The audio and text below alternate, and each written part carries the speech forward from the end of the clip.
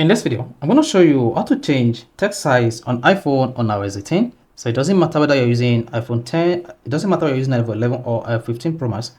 For the fact that your iPhone is running the latest iOS 18, you can easily change the text size. So if I don't know this video, you found this video helpful and informative, please don't forget to like and subscribe. To do this, all you just need to do is open your phone settings.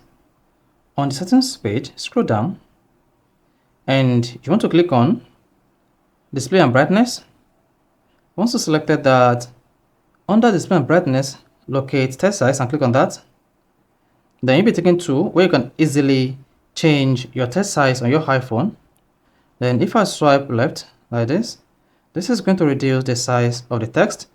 And then if I swipe right like this is going to increase the size of the text. So you can just use this button to adjust your text size on your iPhone on iOS 18. So if this is helpful and informative, please don't forget to like and subscribe.